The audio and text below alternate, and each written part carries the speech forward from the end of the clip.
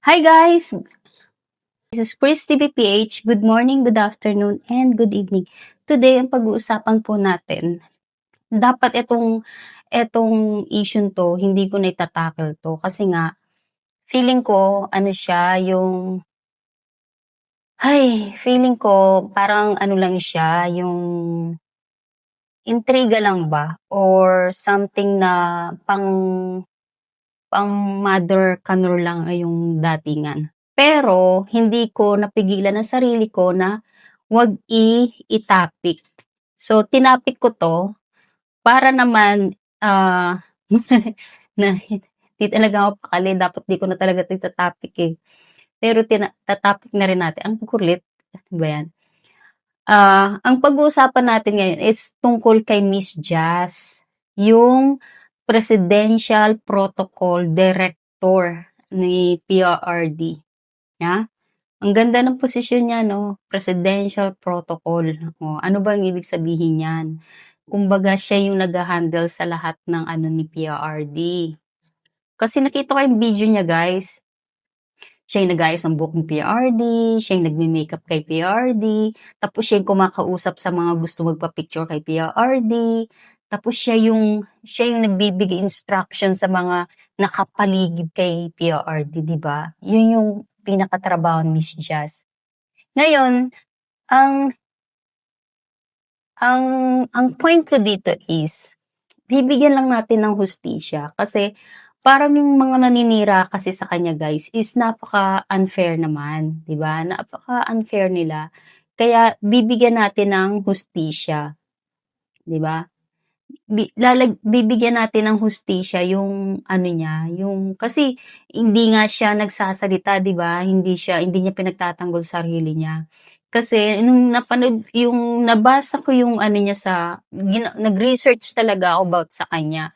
Kung ano ba siya, kung ano ba si Miss Jazz, kung ano ba yung nasa Facebook niya, ano ba yung nasa ano niya, puro tsismis lang din ba or paninira rin ba dun sa kabila? Chineck ko talaga pero lumabas is wala. Ang nakita ko sa kanya is yung mga kawang-gawa niya. Yung mga ginagawa niyang ano, kabutihan kahit na sabihin natin photo off, at least meron siyang pang photo off, 'di ba? Meron siyang ginagawa sa kababayan niya, 'di ba? Kababayan niyang ginagawang kabutihan. Katulad ng nung nag-birthday siya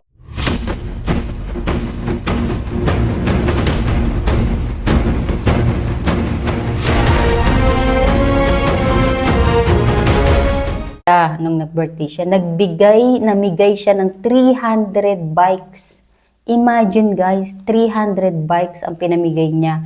Saan? Sa mga construction workers na nagko-commute. Mantakin mo yan. Tapos ang goal niya pa is magbigay ng 400 bikes yearly tuwing birthday niya. Diba? Ang ganda ng ano niya. Meron siyang foundation yung Just Amazing Journey. Diyan siya namimigay ng mga gumagawa ng mga feeding programs, yung mga namimigay nga siya ng mga bikes, ng mga donasyon, mga ganyan, mga donasyon, mga ayuda ba, yung mga pangbigas, ganyan. Yan yung ginagawa ng foundation niya. Ngayon, meron pang, ano yan, natulong pa yan dun sa foundation ni PRRD. Kumbaga, kinukontinuous niya ba yung pagtulong sa may mga batang may cancer. 'Di ba? Yung mga batang may cancer, tinutulungan niya rin. Yan yung nakita ko. Tingnan niyo, check niyo yung mga picture, 'di ba? Tapos, meron pa siyang feeding program. At higit sa lahat, ang gustong-gusto ko sa ginawa niya is yung namigay siya ng tricycle. Guys. Sabihin na natin may sponsor, no? Yung merong nagbibigay ng sponsor sa kanya, ganyan. Pero yung adhikain ng foundation niya is makatulong. 'Di ba? Makatulong. Ngayon, ito yung tanong ko, guys. Yung bang naninira sa kanya, may mga ganito bang ginagawa sa kapwa-tao nila? Sa kapwa Pilipino nila, may ginagawa ba silang ganito? 'Di ba? Meron ba silang na ibigay na 300 bikes sa mga construction workers. Sige nga, sabihin natin. Yung mga tumatawag sa kanyang alputera, meron ba silang naibigay sa kapwa nila na 300 bikes, na meron silang tinutulong sa mga may cancer na mga bata? Meron bang ganyan? Meron ba silang naibigay? Kasi para sa akin guys, bago tayo mamuna ng ibang tao, kailangan may backup tayo na ginagawang kabutihan din sa kapwa natin eh. 'Di ba? Para hindi tayo mapuna, 'di ba? Kasi kung ang pupunahin mo is yung tumutulong sa kapwa, anong karapatan mong pintasan siya at bansagan siya na alpotera kung meron siyang ginagawang kapaki-pakinabang sa kapwa Pilipino niya? 'Di ba? Yun yung ano ko, ngayon nakita ko yung Facebook niya, mga ginagawa niyang activities dun sa foundation niya. Ano eh, maganda eh. Hindi siya pangit, hindi siya kapokpokan, hindi siya chismis, hindi kasiraan sa kapwa niya. Yung ginagawa ni Miss Jazz. Hindi ako Team Jazz or Team Alpotera or Team Maharlika, hindi. Ang inano kasi, na-curious kasi ako sa kanila, yung mga live nila, ito yung topic, itong taon to ang topic. Na-curious ako, kaya na-curious din ako kung bakit kasama ni Boss Banat ba itong si Jazz, si Coach Oli, tsaka yung iba pang mga vloggers ba ni Attorney Trixie. Curious ba ako? So, ni-research ko kung ano yung Facebook niya. So, nakita ko yung Facebook niya, nakita ko yung mga ginagawa niya. Sabi ko, bakit kailangan siyang batikusin, siraan, na ganyan? Parang, doesn't make sense at all na sinisiraan siya, tapos ganito yung ginagawa niya, di ba? Yung naninira sa kanya na nasa Amerika, nakapamigay na ba siya ng 300 bikes sa mga construction workers, sa mga ordinaryong Pilipino na nagko-commit? Nakapamigay na ba siya ng ganyan? Baka 1 kilong bigas, di pa siya nakapamigay. Di ba? Panay, ano lang siya, panay, panay, ano lang siya, chismis lang ba? Di ba?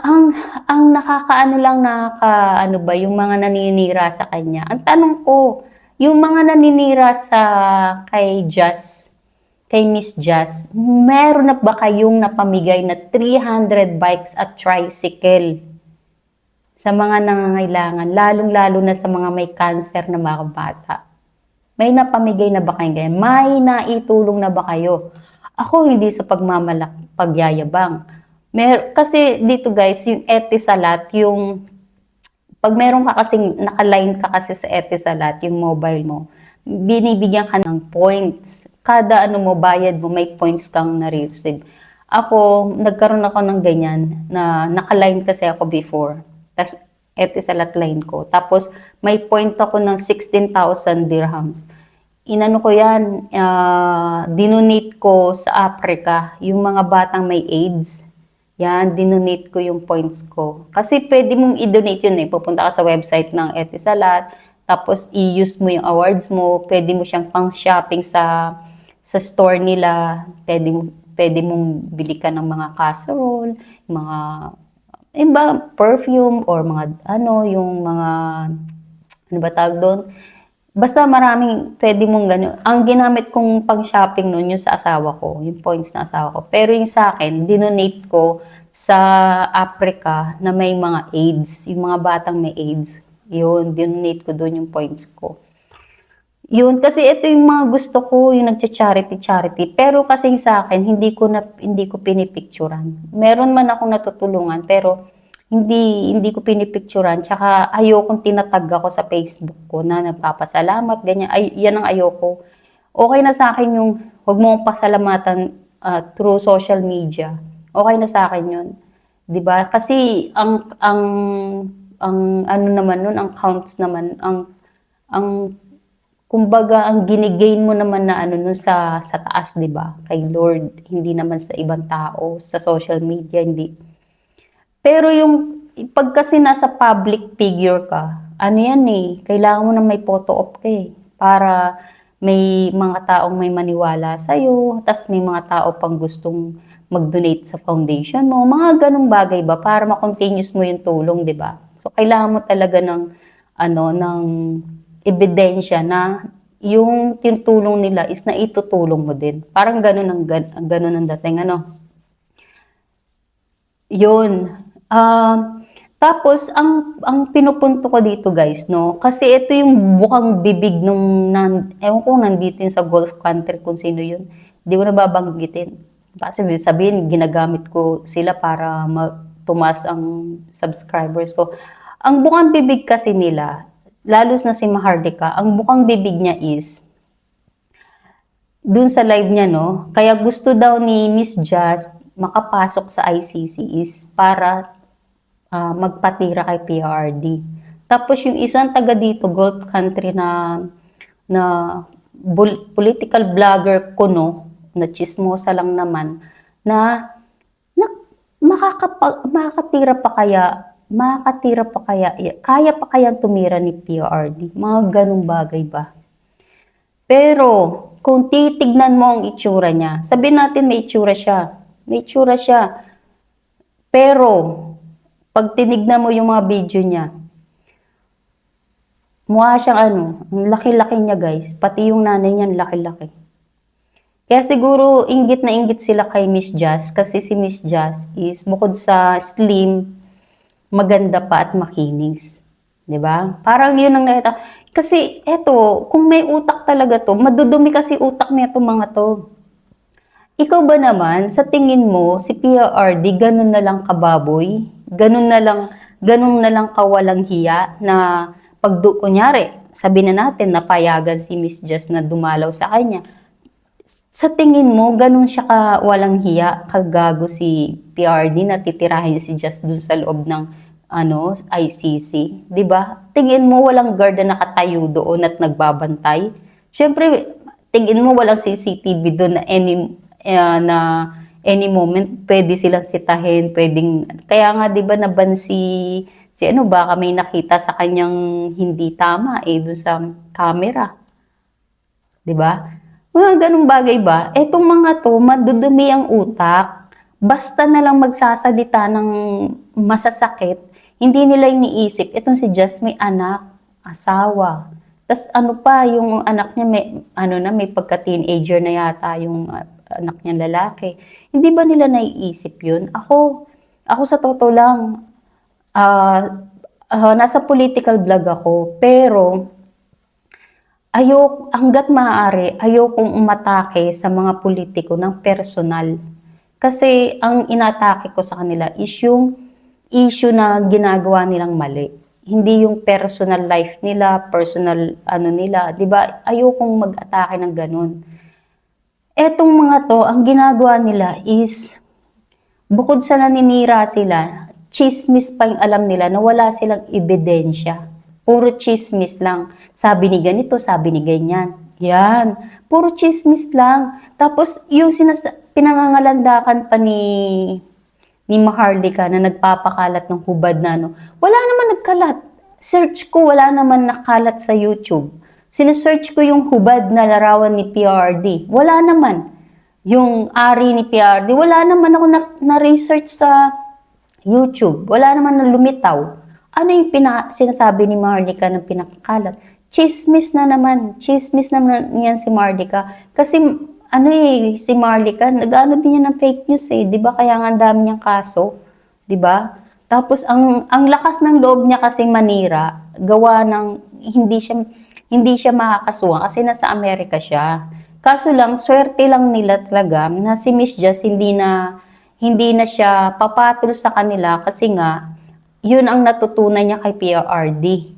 Di ba nakita mo nga si PRRD kahit anong bati ko sa kanya, hindi niya kinakasuhan kasi nga freedom yun, di ba? Pero kung foul na etong mga si Mother Kanur, tsaka yung team niyang mga chismosa, is talagang foul talaga sila kung sa live nila.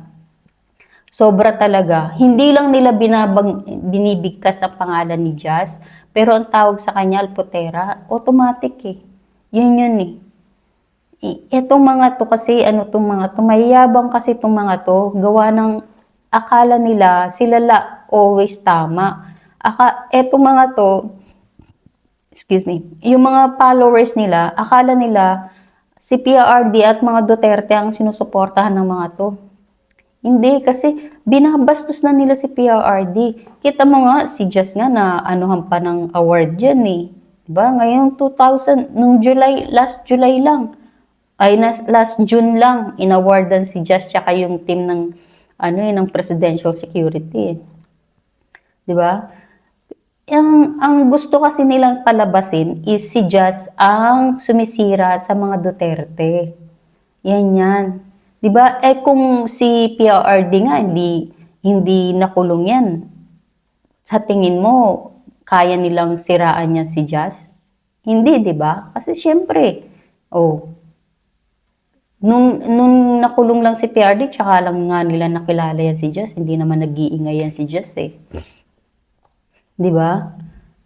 Ang dami kayang tinutulungan ni Jazz. Last na yung mga batang may cancer, nagfe-feeding program pa siya. Nagfe-feeding program pa siya sa mga bata. Namigay siya ng tricycle sa mga magulang ng mga batang may cancer para sa mga pang-araw-araw nilang pangangailangan. Mantakin mo yan. Yung nahanga talaga ako doon sa 300 bikes na pinamigay niya. Hindi bibihira yung ganyan. Bibihira talaga yung ganyan, yung namimigay ka, hindi ka naman politiko. Ordinaryong Pilipino ka lang na ni PRRD, di ba? Personal assistant ka ni PRRD. Ang laki mo, nakabigay ka ng 300 bikes sa mga construction workers. Malaking bagay na to, guys. Malaking bagay at hindi biro to. Di ba? Kung ordinaryong tao lang, bakit ako mamimigay? Ganyan, di ba? Pero si Miss Jazz is may puso. Ano to, Ilongga? Ilongga siya. Kaya may puso to. Ano naman eh, ang tao kasi guys, nasa muka ang ugali. Makikita mo talaga ang ugali ng isang tao nasa muka. Pag mabait yung muka, mabait din yung ugali. Yun ang nakikita ko, yun ang naano ko. Nakikita niyo ba yung ugali ni Marley, ang mukha ni Marlica? Tingnan mo yung ugali niya, ganun, di ba? Maganyan, madada, yung parang nakakairita ba? Yan yung mukha niya. Di ba? Yung mga listener, yung mga niya, yung mga kasama niya sa live, tingnan mo yung mga itsura. Di ba? Pag ang itsura ng isang tao is, yung ugali ng isang tao is madaldal, chismosa, nagre-reflect yan sa mukha. Makikita mo talaga yung pag ang isang tao is inggitera, mataas ang insecurity sa ibang tao. Yung mukha, makikita mo sa mukha, tingnan nyo. Kapag ang isang tao sinungaling, makikita mo rin sa mukha. Tsaka yung mata, hindi talaga dyan mo makikita kung nagsisinungaling isang tao. Sa mata. Sa mata, nakikita. Diba? Kaya ito, hindi sa Team Just ako or Team Alputeran, nabuburaot lang ka talaga ako sa mga nakikita kong live na, kasi dumadaan sa feeds ko yan eh. Nakikita kong live nila na ang topic talaga ito, si Just. Kasi curious talaga ako kung bakit. Ano siya, yung maganda yung ginagawa ni Just na mabait tong taong to. Ako tingin talaga mabait to si Jazz. Tingin ko. Tapos, yung may asawa at anak din to. Posible naman sisirain ni Miss Jazz yung pamilya niya dahil na kay PRRD, di ba? Sinakripisyo na nga niya yung life niya as a nanay, as asawa, para lang magserbisyo kay PRRD eh. Di ba? Siyempre, sa years niyang naging PA ni PRRD, siyempre masakit sa kanya yun na yung boss mo, kinidnap at kinulong sa dahig, di ba? Nang biglaan. Kahit na sino masyasyak eh. Siyempre, kasi ganito guys eh, kapag ang amo mo kasi mabait sa'yo, mapapamahal ka talaga sa amo mo. Kumbaga, yung amo mo is parang tatay mo na, talagang mamahalin mo talaga, di ba? Yung kapag mabait sa ng tao, ang treatment sa is parang anak na, talagang maano ka, yung mapapamahal ka dun sa tao. Tapos ngayong nakidnap, tapos tayo nga ordinaryong Pilipino na hindi natin kilala si PRRD, kilala lang natin as a Pangulo, hindi pa napamahal sa atin si PRRD, di ba? O napamahal sa atin si Inday Sara, kahit hindi natin siya kilala ng personal, hindi natin nakakasalumuhan ng personal, pero napamahal sa atin kasi sa pinapakita nilang leadership, 'di ba? Leadership, yung no corruption sa ano natin, tapos nafe-feel natin yung safety ng mga anak natin sa Pilipinas, 'di ba? Napapamahal sa atin sila. Paano pa kaya yung personal mo silang kilala na nakakamay mo, nahawakan mo yung kamay nila, as in yung nakikita mo sila talaga ng personal, tas yung treatment sa'yo is parang anak, di ba? Talagang mapapamahal sa'yo yung tao, kaya masasaktan ka talaga na ganun ang nangyari kay PRRD, di ba? Tapos lalagyan ng iba ng meaning. Hindi lang lalagyan ng meaning, bastos na meaning pa, maduming meaning pa, 'di ba? Swerte lang nila to si Jazz is hindi sila nila libel, kinakasuhan ng libel. Kasi mabait tong taong to at may pinag-aralan. Kapag kasi guys, ang tao may pinag-aralan, hindi na to pumapato sa mga mabababang uring tao na naninira sa kanila. Yan yung may mga taong, yan yung sinasabing may taong may pinag-aralan. Diyan lumilitaw yung pinag-aralan, na may pinag-aralan na tao. Hindi papatol sa mga mabababang uring tao. Yan. Diba? Kaya hindi mo rin maiiwasan yung mga ibang vloggers, ipagtanggol siya kasi nga, ito yung nakikita sa kanya. Tapos nakilala pa siya in person na yung mga chismosa sa dahig, tsaka yung chismosa sa Amerika is paninirang puri yung ginagawa. 'Di ba? Ganun yun Kasi ganito yung guys Kung ikaw ako kasi nangyari sa akin yan, nung nagtatrabaho ako sa isang hotel, meron ako nakaaway, grabe yung paninira niya sa akin. Tapos hindi ko siya pinapatulan, as in wala akong sinasabing kasiraan sa kanya. Siya lang laging may sinasabing mga kasiraan sa akin. Tapos sabi nung mga senyores sa hotel, "Uy Chris, bakit hindi mo pinagtatanggol sarili mo?" Sabi niya, "Grabe ng paninira sa'yo nung ganyan." Sabi ko, wasting time lang yan. Tsaka sabi ko, di ko naman kailangan pagtanggol sarili ko kasi alam naman ng Diyos kung ano yung ginagawa ko. Ganun lang. Gigil na gigil siya sa akin. Kasi the more na hindi mo papatulan, the more na manggigigil sila sa'yo. Kasi ibig sabihin, walang effect yung mga ginagawa nila. Ganun yun. Ganun yun. Hindi mo na kailangan na anuhan sila, bakbakan sila, ganyan. Kasi pag dined mo sila, ibig sabihin, walang effect yung ginagawa nilang paninira sa'yo, di ba? Kaya yung nakaaway ko nun sa hotel, gigil na gigil sila sa akin kasi hindi sila pinapansin. Pinapakita ko na masaya pa ako, ganyan. Kumbaga, pinapakita ko na hindi ako naapektuhan sa mga sinasabi nila. Kaya tingin ko, si Miss Jazz, ganito yung ginagawa niya para pakita na hindi siya naapektuhan. O, di ba? Kasi yung silent, nakakamatay, di ba? Nakakamatay yung silent, yung being quiet, nakakamatay. Kasi nga, walang epekto yung ginagawa nilang kasiraan, di ba? Ganun yun. Ganun yun. Kaya, kayo guys, pag kunyari meron kayong mag-asawa at yung asawa mo yung di ba yung mechanism ng mga lalaki, dinided mo yung asawang babaeng bongangera, di ba? Ganun yun. Ganun yung mga defense mechanism ng mga lalaki. Dineded mo nila yung asawa nilang bungero. Pero may mga lalaki din na bungero. Tapos ang the ending, sabog. Di ba? Pero ako, pag galit ako sa asawa ko, talaga ako, tahimik lang. Hindi ko na, ba't napunta sa asawa? Hindi ko na dineded mo ang asawa ko. Tapos yun, nagkakandaan siya kasi nga tahimik ako. Di ba? Ganun yung ginagawa ni Miss Jazz. Hindi niya pinapatulan yung mga hindi niya ka-level. Ganon. Kapag kasing may pinag-aralan kang tao, ano hindi mo papansinin yung mga low life, ano ba yun? Low quality. Low quality. Yung mga mabababang uring tao na naninira sa'yo, hindi mo papatulan. Kasi nga, alam mo na may pinag-aralan ka, di ba? Yun lang yun. Kaya, yan lang guys ang ating topic for today, ang ating video for today. Don't forget to like and subscribe to my YouTube channel. Alam nyo, real talk tayo, no? Ang hirap makakuha ng likes dito, no, sa YouTube. Ang hirap makakuha ng views and likes. Pero okay lang, darating tayo sa dyan. Huwag tayo susuko. Don't give up. Kaya, please don't forget to like, subscribe.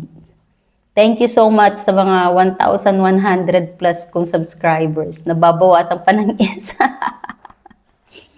Anyways, thank you so much guys for watching. This is Chris TV PH. Have a nice day. Bye!